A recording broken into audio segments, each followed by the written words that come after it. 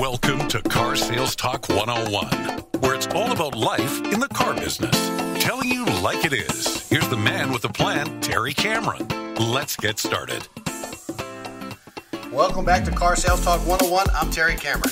This week, we're going to talk about a sore subject for most managers and maybe some salespeople, but probably managers. And I'm probably going to upset a few managers with this subject, but you know what? This is my show. Just kidding.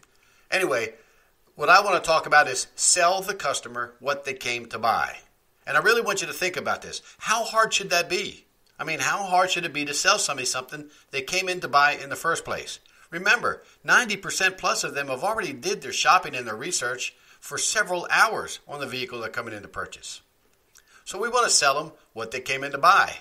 Now, in a military town like I'm in, soldiers come in uniform, and we can see their paycheck on their uniform. Depending upon what their rank is, we kind of have a really good idea on the amount of money they make. And if they're a private, there's one thing, or it could be a general, they could buy anything. And what we used to do, back when I first started selling cars, is we would switch that customer to the cheapest car possible based upon what we thought they made because of their rank. And most of the time, we were right about that.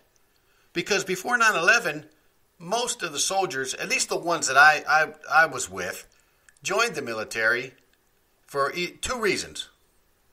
They did it to get their college education, or they were college educated and they came in to help pay off some of that debt, or they did it to get out of the ghetto, which is what I did. There was no way out. I couldn't figure a way out. I woke up one morning, and that's the only thing I could think of, and I joined the Army. So most of our customers, when I first came in, were from that breed. They didn't have a whole lot of money. They didn't know what they were doing. They were just like me. If you had a checkbook, you had money. And, of course, we had checks bouncing all over the place, mine included. Nowadays, it's a little bit different because after 9/11, a better quality of soldiers, seamen, airmen, and Marines joined because of what happened at the Twin Towers.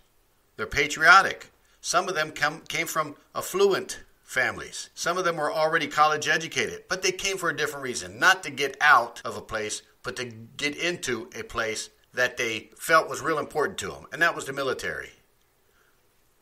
So what I'm saying is if you have a young person coming in our dealership, we'll take a private walking in, and he wants to buy a $35,000, $40,000 car, sell it to him. That's what they came in there to buy. Here's what happens if you don't sell it to them. Here's what happens when you pre-qualify them based upon their rank or how they look, and you take them to a cheaper car, something that's nothing like what they came in to buy because that's what you thought would work best for them. That's what your manager told you to put them on. Well, most of the time, at least in my experience, that doesn't work. They don't buy. They go somewhere else and they buy something else, and it still may not be what they went in to buy. But they went somewhere else and they got treated with respect. So here's what I want you to do. A customer comes on the lot and they want to buy that $35,000, $45,000, $55,000 car, truck, or SUV, and they're a low-ranking soldier or they're a low-income customer. What if they save some money? What if grandma is rich? What if mom and dad is going to co-sign for them? Now, mind you, you don't want to ask those questions up front. If you do, you're just like every other salesperson. So here's what I want you to do. Sell them what they came in to buy. When you sit down and you go over the numbers, after you've done everything you possibly can, let math tell them it's too expensive. Hey, this isn't something new. I watched a show on HGTV, and that's the first thing these guys do. They want to buy a new house, and they tell them everything they want in that house, so they take them to that house in that neighborhood they want. They show them it, they'd fall in love with it, they want to buy it, and then they show them the price. And it's hundreds of thousands of dollars out of their budget. And it brings them back to earth. And they find them something that meets their budget. Same thing happens when a customer comes on our lot. We sell them what they want. Who cares if it's too much? Sit them down, treat them like every other customer. You need those customers. Hey, and you know what? If they can't buy right now, they can buy in the future, and if you treat them real good, you might even get some referrals out of it. Sell them what they want. Show them the numbers. Let the numbers speak for themselves. Let math tell them that the car's too expensive for them. They'll tell you. They're going to say, whoa, I can't make a $600 car payment. And that's when you tell them, hey, no problem. But this is the car you wanted. I just wanted to go through the entire process with you to show you what it would cost. Now that they're educated with that, now it'd be easier to switch them to something else. And it's easier because we treated them with respect. We sold them what they wanted. We did not try to take them to the cheap hoopty over in the corner we thought they could buy. And by this time, if we did all that stuff right, those customers like us, and hopefully they trust us. Now we turn from salespeople into counselors. And we tell them, let me show you something that fits more into your budget. Now, isn't that a much better way to sell a customer a car? If they can't buy the one they want, let them make that decision as too expensive. Who knows? They may be able to buy it. All they need to do is pick up the phone and say, hey, Dad, I found one. He comes in, co-signs, and they're driving away in that $50,000 car. No pre-qualifying.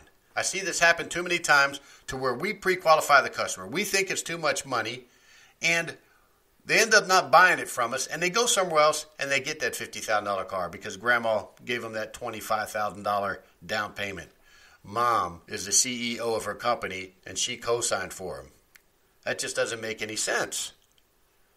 Now, another thing that cost us sales. When a customer comes in to buy a car that we don't have, we screw up and tell them we don't have it. Why would you do something like that? Or even worse, we tell them, hey, if you like this one, you'll really like the one we're getting in next month. Well, now you just gave them reason to put off buying a car for a month. Stupid, isn't it? Happens all the time. We got to stop thinking like customers. We got to stop pre-qualifying our customers. And we got to stop thinking like salesmen. We need to start thinking like business people. And we need to start treating our customers like we want to be treated. So let's back it up a little bit. Customer comes in, and based upon what they look like and what they said to you, we realize that they probably cannot afford the car that they're looking at. But we're going to sell it to them anyway. We're going to do everything. We're going to build the value. We're going to spend that time on the presentation and demonstration. And then we're going to come inside. We're going to present figures to them, and they're either going to say, okay, and we submit them to finance and see what happens. Or they're going to tell you, in the most cases, for the most part, they're going to tell you, that's too much money. I can't afford that. Don't screw it up by saying, yep, that's what I thought so see you later. Remember, you turn into a counselor. You say, you know what, I thought so. But this is the one you wanted to buy, and I wanted to treat you just like every one of my other customers and give you whatever you want. But now that we're here at this point, what is your budget? Well, you know what? We need to learn how to walk before we can run. So I have several cars, and I'll get with my manager on this, and that may not be your chick magnet or your dream car, but it is going to be good, reliable transportation and that you're not going to be embarrassed to drive, and we're going to back it with a warranty. Let me show you what your budget can buy you. And show them that car. They'll fall in love with it. They'll appreciate you so much more. And if they don't buy the car then, and they go somewhere else, they're going to get treated like a bad customer that can't afford anything. They're going to be pre-qualified. They're going to be treated really bad. And now you have a much better chance of getting them back. Treat them with respect. Sell them what they want. Sell them what's on the lot. You're going to go a long way in this car business if you learn to take care of the customer. Like Zig Ziglar said, selling isn't something you do to a customer. It's something you do for your customer. Remember, the sky's the limit. I'll see you next week. Thank you for listening to this week's episode. Please rate it and write a review on Apple Podcast. We appreciate your valuable feedback. You can email Terry at 10minutesalestalk@hot.rr.com. And don't forget to share the show with a friend.